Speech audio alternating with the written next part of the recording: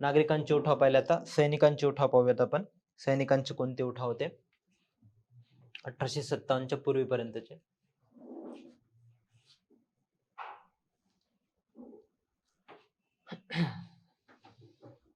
बघा, त्यामध्ये सैनिकांच्या असंतोषाची कारण कोणती होती?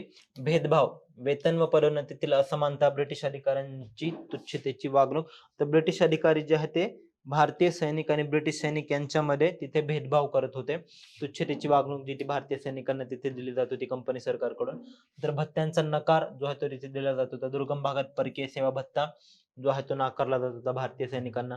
तर सामान्य सेवा भरती कायदा 1856 त्यामध्ये जे आहे ते या कायद्यानुसार जे सैनिक जे आहे ते कंपनीच्या सैन्यामध्ये सामील होतील तर त्यांना तिथे जगभरात कुठेही जर कंपनीने युद्धासाठी नेण्याचं ठरवलं तर त्यांना सहमती द्यावी लागणार होती भारतीय सैनिकांना. म्हणजेच तर काय, समुद्र पार करावं लागणार होतं. पण त्यावेळेच्या प्रथानुसार, किंवा प्रथा म्हणण्यापेक्षा आपण त्याला अंधश्रद्धा म्हणू शकतोय, त्यावेळेच्या अंधश्रद्धेनुसार जे आहे ते समुद्र पार करणे हे पाप समजलं जायचं.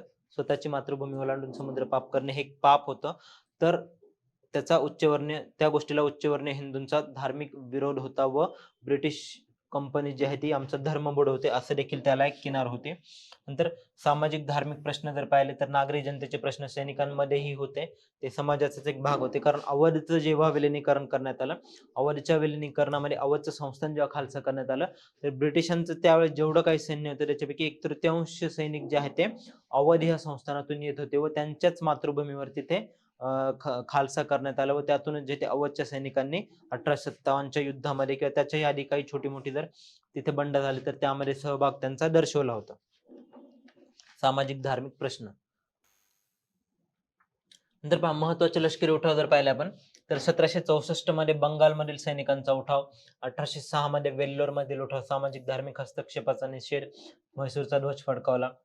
नंतर 1824 मध्ये बराकपूर येथील उठाव, ब्रह्मरेषेला जाण्यास नकार, समुद्र ओलांडणे म्हणजे धर्मभ्रष्ट होणे असं तिथे समज होतं. त्यामुळे 1825 ला आसाम ग्रेनेडियर कंपनीचं बंड आणि 1838 ते 52 दरम्यान सोलापूरमध्ये 34, 22, 66 आणि 37 नेटिव्ह इन्फंट्रीने जो आहे तो तिथे उठाव केला होता.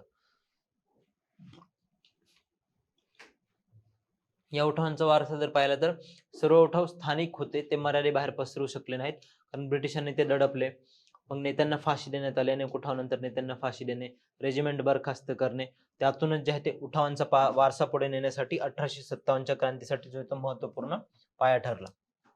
आता तुम्हाला एकंदर आयडिया आली असेल की 1857चा उठाव जो आहे त्या 1857च्या उठावाने कशा प्रकारे तिथे आपण म्हणू शकतोय की 1857च्या उठावाची कारणे जी आहे ती तुमच्या आतापर्यंत लक्षात आली असतील की काय काय कारण त्याला तिथे जबाबदार होती. मी जे आतापर्यंत डिस्कस केलेली आहे ती कारण. बघा, आता 1857चा उठाव तरी पण एकदा आपण डिस्कस करूयात. ब्रिटिश महासत्तेविरुद्ध पहिला विस्फोट समजला जातो आणि भारताच्या राजकीय समीकरण रचनेतील एक स्थित्यंतर त्याला समजलं जातं. 1757 ते 1857 पर्यंत पाहिला आपण एक धुमसणारा असंतोष होता.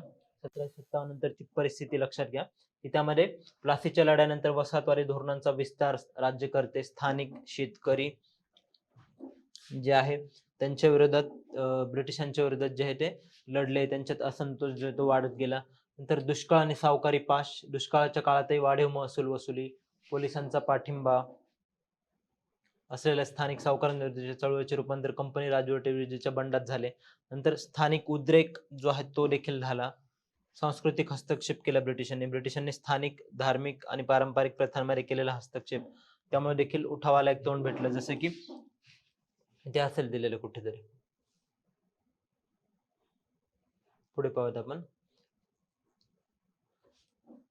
ब्रिटिश सत्तेला हादरवणारे असंतोषाचे 4 स्तंभ जर पाहिले तर पहिला आर्थिक, लादलेल्या महसूल पद्धती आणि पारंपरिक उद्योगांचा नाश. राजकीय, विस्तारवादी धोरण, मोडलेले आश्वासने आणि दत्तक विधान, धोरण नामंजूर करणे अवधमध्ये.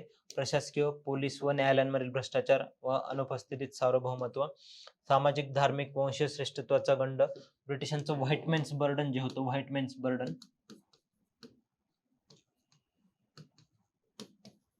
त्याच्या माध्यमातून त्यांनी वेळोवेळी असं दाखवण्याचा प्रयत्न केला की भारतीय समाज किंवा भारतीय लोक हे निकृष्ट दर्जाचे आहेत व त्यांना सुधारण्यासाठी, त्यांना सिव्हिलाइज करण्यासाठी आम्हाला दैवी शक्तीने तिथे पाठवलेलं आहे व त्याचाच भाग म्हणून आम्ही भारतीयांवर राज्य करत आहोत, असं त्यांनी एक खोटं नॅरेटिव्ह तयार केलं होतं व त्यातूनच वंशिक तिथे श्रेष्ठत्वाचा गंड होता आणि भारतीय रूढी परंपरांवरील कायदेशीर हस्तक्षेप त्यांनी केला होता. आणि बाह्य घटनांचा जर प्रभाव पाहिला तर पहिलं अफगाण युद्ध 1838 ते 42, पंजाब आणि क्रिमियन युद्धांवरील ब्रिटिशांच्या नुकसानीमुळे भारतीयांमध्ये ब्रिटिशांना हरवता येते हा मानसिक विश्वास निर्माण झाला. अफगाण युद्धांमध्ये जे आहे ते 1838 ते 42 दरम्यान तिथे ब्रिटिशांना पराभव स्वीकारावा लागला होता. त्यामुळेच जे आहे ते भारतीयांमध्ये तिथे एक आपण म्हणू शकतो की आत्मविश्वास तयार झाला की आपण देखील ब्रिटिशांना तिथे हरवू शकतो. आर्थिक शोषण जे आहे ते शेतकऱ्यांची दुर्दशा होती. अलोकप्रिय व जाचक महसूल पद्धतीने प्रचंड कर भरण्यासाठी शेतकऱ्यांची सावकार व व्यापाऱ्याकडून चढ्या दराने कर्ज घेणे, कर्ज न फेडल्यास जमिनीतून बेदखल केले जाणे किंवा जमीन जी आहे ती पूर्णपणे कंपनीच्या मालकीची होणे आणि सावकार हेच नवीन जमीनदार बनले. कारागीर आणि उद्योगांचा नाश, भारतीय वस्तूंवर अवाढव्य सीमा शुल्क व ब्रिटिश मालाला सवलत दिल्यामुळे 19व्या शतकाच्या मध्यापर्यंत कापूस, रेशीम, निर्यात ठप्प, राजे नष्ट झाल्याने हस्तकलेला राजाश्रय उरला नाही आणि जमीनदारांचा देखील ऱ्हास झाला, तालुकादारांचा देखील तिथे ऱ्हास झाला, त्यांच्या इस्टेटी ब्रिटिशांकडून जप्त केल्या गेल्या, त्यामुळे ते देखील बंडात सामील झाले. बघा आता अजून काही कारण तिथे सांगितलेले आहे, ते तुम्ही एकदा वाचून घ्या. प्रभावी नियंत्रण, तैनाती, फौज, दत्तक विधान नामंजूर, सामाजिक आर्थिक, सामाजिक मध्ये मी तुम्हाला हे सांगत होतो की ज्या सतीप्रथा बंदी, विधवा विवाह या सुधारणांकडे धार्मिक हस्तक्षेप म्हणून पाहिलं गेलं आणि 1856चा धार्मिक अपंगत्व कायदा, धर्म बदलला तरी मालमत्तेवरील हक्क अबाधित राहण्याची तरतूद केली गेली. म्हणजेच ख्रिश्चन मिशनऱ्यांनी जर एखाद्या हिंदूला तिथे, हिंदू किंवा मुस्लिम असले, त्यांना ख्रिश्चन धर्मात कन्वर्ट केलं, जे की मिशनऱ्यांमार्फत चालवलं जात होतं, तरी देखील मालमत्तेवरील हक्क अबाधित राहण्याची तरतूद केली गेली. म्हणजेच ओपनली कन्व्हर्जनला तिथे वाव देण्यात आला. एकदा क्विकली वाचून घ्या. तर बघा तत्कालिक कारण, आता हे झाले लॉंग टर्म मध्ये डेव्हलप होत असलेली कारण. तत्कालीन कारण काय होतं तर सैनिकांमधील असंतोष काय होता, समुद्र ओलांडणे, तत्कालीन हिंदूंसाठी धर्मश्रेष्ठ होणे होते, भत्ता कपात, परकीय सेवा भत्ता बंद, वंशीय भेदभाव करण्यात आला. नंतर गणवेशातील शेतकरी, भारतीय सैनिक हा गावातील जनतेच्या दुःखापासून वेगळा नव्हता, तो फक्त एक गणवेशातील शेतकरी होता. तर ठिणगी कशा प्रकारे पडली बरं, त्यावेळेस भारतीय सैनिकांना एक एनफिल्ड रायफल दिली गेली, त्यामध्ये नवीन काडतुसाचे आवरण जे आहे ते दाताने तोडावं लागत होतं. येस, जी बंदूक असते त्यामधली जे गोळी असते ती चालवण्यासाठी काडतूस होतं, तर त्याचं आवरण दाताने तोडावं लागायचं. तर त्यामध्ये अफवा काय पसरली, याच्या पिठामध्ये जो येतो हाडांचा चुरा मिसळल्याच्या बातम्या व आवरणावर गायची जी की हिंदू धर्मांसाठी पवित्र होती आणि डुकराची जी की मुस्लिम धर्मासाठी निषिद्ध आहे चरबी असल्याची माहिती पसरली. मग दोन्हीही हिंदू आणि मुस्लिम दोन्हीही सैनिकांच्या तिथे भावना भडकल्या. त्या भावना भडकल्यावर काय झालं तर त्यांनी तिथे बंडाला तिथे तोंड दिलं. बघा निष्कर्ष, हे नवीन कारण नव्हते, तर 100 वर्षे धुमसणाऱ्या रागाला बाहेर पडण्यासाठी मिळालेली एक तत्कालिक संधी असं आपण त्याला तिथे म्हणू शकतो. मग उठावाची सुरुवात कशा प्रकारे झाली, तर उठावाचा वनवा आणि त्याचा डोमिनो इफेक्ट जो आहे तो कशा प्रकारे झाला ते पाहूया. आता कारण तुम्हाला लक्षात आली, काय कारण होती त्याची, तर कारणानंतर आता जे आहे ती सुरुवात कशा प्रकारे झाली उठावाला. 29 मार्च 1857 ला बराकपूर रेजिमेंट मध्ये मंगल पांडे यांनी युरोपियन अधिकाऱ्यावर गोळीबार केला. त्याने जो तो डायरेक्ट युरोपियन अधिकाऱ्याला ठार केलं व त्याला 8 एप्रिलला फाशी देण्यात आली. नंतर फेब्रुवारी 1857 मध्ये जे ते बेहरामपूर 19व्या नेटिव्ह इन्फंट्रीचा एनफिल्ड रायफल वापरण्यास नकार देण्यात आला, ती तुकडी बरखास्त करण्यात आली. नंतर बघा 3 मे 1857 ला 7व्या रेजिमेंटचा आदेश पाळण्यास नकार, वरिष्ठांचे जे आदेश होते, रेजिमेंट्स किंवा जे बटालियन्स आहे त्या सैनिकांच्या तुकड्या होत्या, तर त्या तुकड्यांचा वरील आदेश पाळण्यास नकार. 24 एप्रिल ते 9 मे 1857 मीरत मध्ये 3ऱ्या कॅव्हलरीच्या 85 जणांना काडतुसे स्वीकारण्यास नकार व सर्वांना शिक्षा देण्यात आली. नंतर 10 मे 1857 रोजी मीरतचा स्फोट घडवून आणला, त्यामध्ये भारतीय सैनिकांचा संताप झाला. साथीदारांना जे आहे ते तिथे सोडलं नाही आणि अधिकाऱ्यांना जे आहे ते भारतीय सैनिकांनी तिथे ठार केलं व तिथून पुढे दिल्ली काबीज करण्यासाठी कूच केली. आता दिल्ली का काबीज करायची होती, कारण दिल्ली जे आहे ते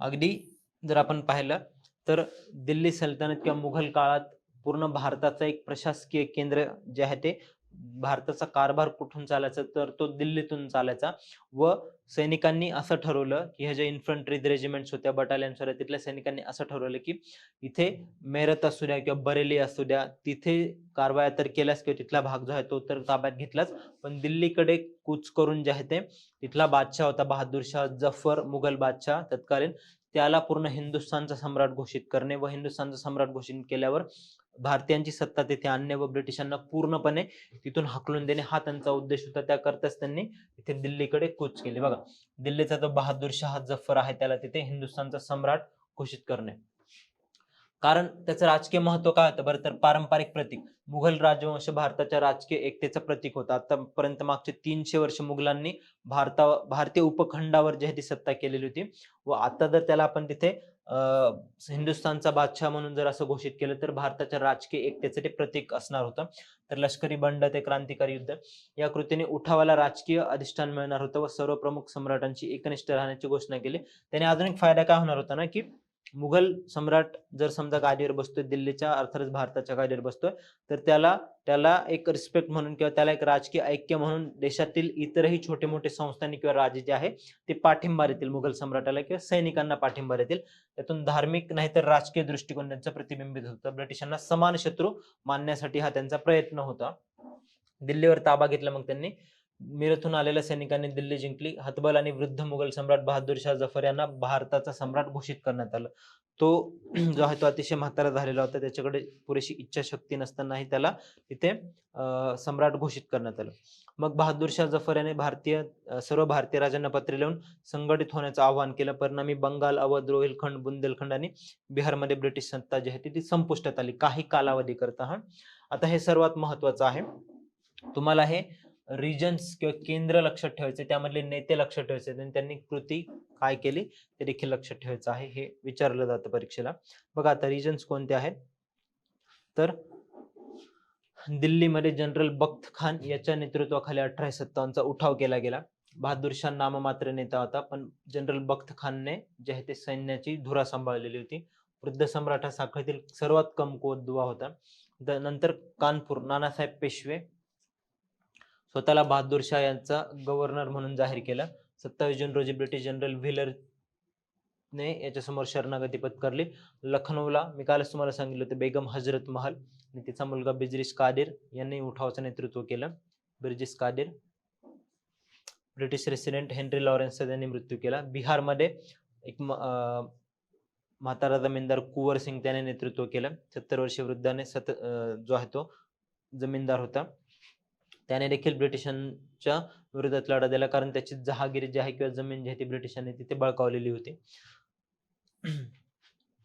नंतर फैजाबाद मध्ये मौलवी अहमदुल्ला त्याने मद्रास मध्ये येऊन प्रबळ नेतृत्व उभारलं झाशी ग्वाल्हेर मध्ये जे आहे ते राणी लक्ष्मीबाई व तात्या टोपे यांनी दत्तक विधान नामंजूर धोरणाच्या अंतर्गत झाशीचं जे संस्थान खालसा करण्यात आलेलं होतं त्याचाच प्रतिकार म्हणून राणी लक्ष्मीबाई व तात्या टोपे यांनी तिथे लढा दिला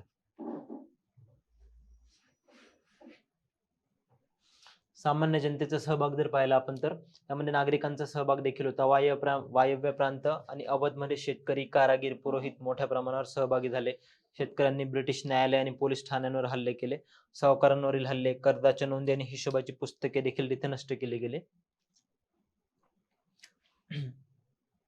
हे देखील एकदा क्विकली वाचून घ्या शहामल जो आहे तो एक सामान्य गावकरी होता 84 गावांच्या प्रमुखांना आणि शेतकऱ्यांनी मिळून जे त्याच्या मागे एक मोठी फौज उभी केली आणि त्याने देखील 1857च्या उठावामध्ये भाग घेतला शहामल त्याने दिल्लीतील बंडखोरांना रसद पुरवली व सिंचन विभागाच्या बंगल्यातून न्यायदालन जे आहे ते तिथे चालवलं तर उठावाचं दमन जे आहे ते कशा प्रकारे केलं गेलं तर दिल्लीचं पतन झालं 20 सप्टेंबर 1857 ला भीषण संघर्षानंतर ब्रिटिशांचा दिल्लीवर पुन्हा ताबा मिळवण्यात यशस्वी झाले लेफ्टनंट हडसनने राजपुत्रांना ठार केले मुघल राजपुत्र त्यांना ठार केले आणि बहादूर शाहने रंगून येथे हद्दपार केले व मुघल वंशाचा कायमचा अंत झाला इथून पुढे मुघल वंश जो आहे तो तिथे टिकला नाही नेत्यांचा अंत करण्यात आला कानपूरमध्ये सर कॉलिन कॅम्बेलचा विजय नानासाहेब नेपाळने निसटले झाशीमध्ये जून 1858 मध्ये राणी लक्ष्मीबाई रणांगणावरच लढत्या लढत्या शहीद झाले आणि तात्या टोपे यांना 1859 मध्ये झोपेतून पकडून फाशी देण्यात आली कुंवरसिंग बख्त खान मौलवी अमरुल्ला यांचा मृत्यू झाला 1859 पर्यंत आणि बनारसचा बंड जे ते क्रूरपणे दडपलं गेलं. 1859च्या अखेरीस भारतावर ब्रिटिशांची सत्ता पूर्णपणे आधीसारखीच एकदा प्रस्थापित झाली. आता 1857चा उठाव अपयशी का ठरला त्याच्याशी संबंधित माहिती दिलेली ती पण एकदा क्विकली वाचून घ्या. भारतीय बाजूच्या त्रुटी, अखिल भारतीय सहभागाचा अभाव, कारण काही जे संस्थानिक होते, जमीनदार होते मोठेसे, त्यांनी ब्रिटिशांना पाठिंबा दिलेला होता. इथे खास करून 1857च्या उठावामध्ये ब्रिटिशांविरुद्ध कोणतर सैनिक व शेतकरी लढले होते. सर्व वर्गाचा पाठिंबा नाही. मोठे जमीनदार, व्यापारी, सावकार यांचा ब्रिटिशांना पाठिंबा होता. सुशिक्षित भारतीयांचा विरोध जो आहे तो उठाव जो आहे तो मागासलेला आणि जुन्या सरंजामशाहीचा त्यांना वाटत होता. देशी शासकांचा विश्वासघात, नंतर निकृष्ट शस्त्रास्त्रे आणि विचारधारेचा अभाव देखील होता. ब्रिटिशांची बाजू काय तर आधुनिक शस्त्रास्त्रे होती त्यांच्याकडे. दळणवळण, इलेक्ट्रिक टेलिग्राफमुळे बंडखोरांच्या हालचालीत त्यांच्याबद्दल त्यांना त्वरित माहिती जी ती मिळत होती आणि कुशल नेतृत्व होतं. लॉरेन्स बंधू, निकोलसन, ऑट्रम, हॅवलॉक यांचं जे ते कुशल नेतृत्व होतं.